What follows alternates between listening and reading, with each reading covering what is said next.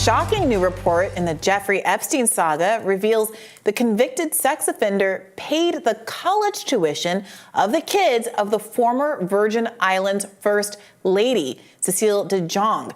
This is according to court filings from JP Morgan. What's more, that same year, she consulted him on changes to a sex offender registration law. This all comes as JP Morgan accused by the Virgin Islands of facilitating Epstein's alleged crimes.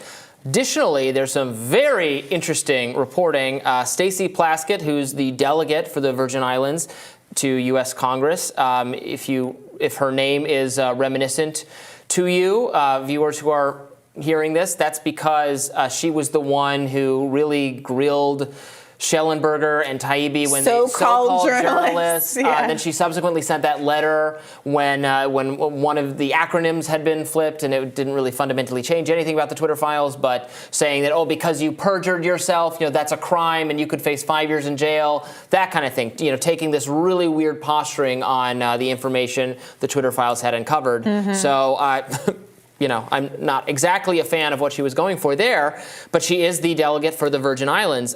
This also comes from the JP Morgan filings that in 2018, she was doing a campaign fundraiser, and she asked for Jeffrey Epstein to get an invitation. If you'd like to share this invitation with Jeffrey, I'd be much appreciative. I would be grateful for his support and the support of those he may direct to assist me. This is in July of 2018. We just looked this up. He was arrested about a year after that, in July of 2019. He then died or something in prison shortly thereafter. So this is not, we have criticized Bill Gates type people for still being associates of Jeffrey Epstein like a full decade before that. Right. This is at the point where Jeffrey Epstein is I think, on his way to becoming a household name for sex crimes against underage people.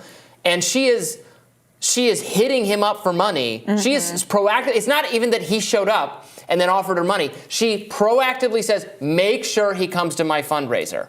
Yeah. At a time where not only should she have known, but everyone knows.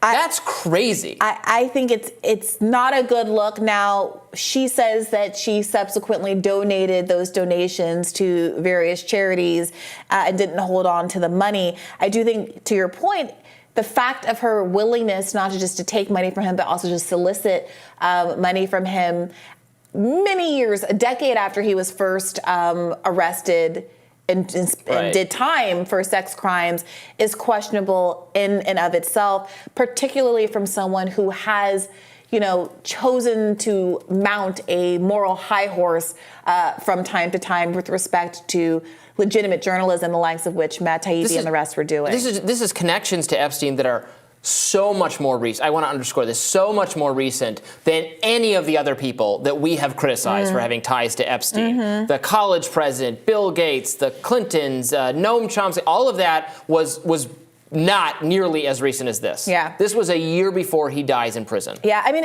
this is painting a picture of the influence that Epstein had on this particular island and how he was willing to potentially even bend its laws in an advantageous way for him. The idea that he would be consulted, again, after he had already been convicted of some sex crimes back in the early aughts, on who qualifies for a sex offender registry. The idea, the First Lady, he didn't just pay the kids' college tuition. The former First Lady was also on his payroll, receiving a salary, bonuses, and other benefits, including $200,000 in 2007 alone. It feels like the man was kind of shadow puppeting the goings-on this entire island. And so there's this question of the way that JP Morgan obviously is benefiting from turning the other way and handling his financial transactions in furtherance of his crimes, but also the way this entire government seems to be influenced right up to the level of Stacey Plaskett by this man's incredible reach and financial power, and as we saw in the case of Bill Gates, some of this sort of blackmailing power. Yeah, this is horrifying. Both of these stories together suggest a very concerning level of influence he would have under the goings-on, the policies on that island. This is beyond, I think it's interesting to call out the hypocrisy of wealthy people, and they should have known better, and what are they doing? All the people we've criticized for having close ties to him. Now he's dictating a policy that there's good evidence that he himself would like to abuse, and having massive financial influence over the island's government and representatives. This being kind of a far off place that is not, I could see. It's easier to imagine a very influential, powerful, wealthy person taking over, or having to have tremendous sway, more influence, bigger fish in a because smaller it's not, it's far flung. Its relationship to the rest of the U.S. is distant. It does. I mean, Stacey Plaskett is the delegate. She's not technically even a member of Congress. It's more disconnected from federal control. Yeah. And it's his little fiefdom. Yeah. And he has everyone in his pocket, including the delegate and the first lady. Yeah. And listen to this. The Wall Street Journal reported, based on these published documents that came out on Thursday, that were filed late Wednesday. The Wall Street Journal reported this on Thursday, that de Jong also helped get visas for several alleged victims of Epstein. This is from the JP Morgan filings.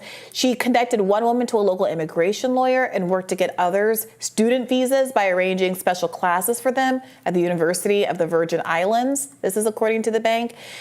Some victims were enrolled in ESL, English as Second Language courses. The email in the filings had her saying, they're structuring the class around the ladies. Please let me know so that they know what to do or not to do. This is her writing to Epstein back in 2013. The cost of the course were $8,000, $8,868, and that she would be covering. This is nuts. A troop of young women, facilitating them come into the country, their visa work, putting them, like setting them up at a university. I mean, it's hard not to see that as working overtime to provide cover, institutional cover, structural cover for Jeffrey Epstein and his crimes. These are for people who were ultimately alleged victims of his. Yeah, it's really bad. It's just really bad.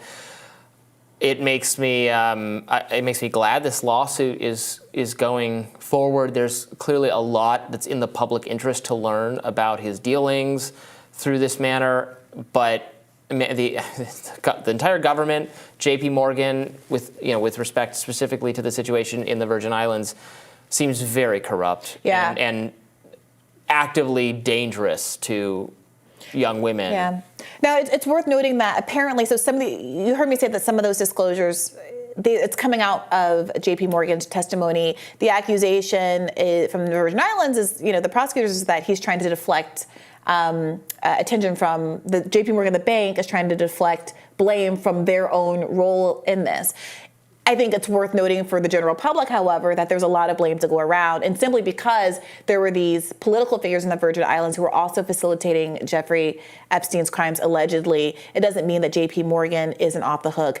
It's also worth noting that de Jong has not commented on any of these allegations, but that, as we mentioned, Stacey Plaskett has saying, as I've stated in the past, contributions made by Jeffrey Epstein to my campaign were donated to women and children-focused nonprofits in the Virgin Islands. Yeah, but by 2018, there is no excuse under the sun to not know exactly who Jeffrey, and obviously she knows exactly who he is, because she knows, he didn't just show up. She knows he's a wealthy, influential person involved with the Virgin Islands, right? It's not China or India. There's not like a billion people on it. She knows who he is. She knows he can give him a lot of money. She was perfectly happy to solicit that, again, in 2018, just before he goes to prison again for sex crimes against children.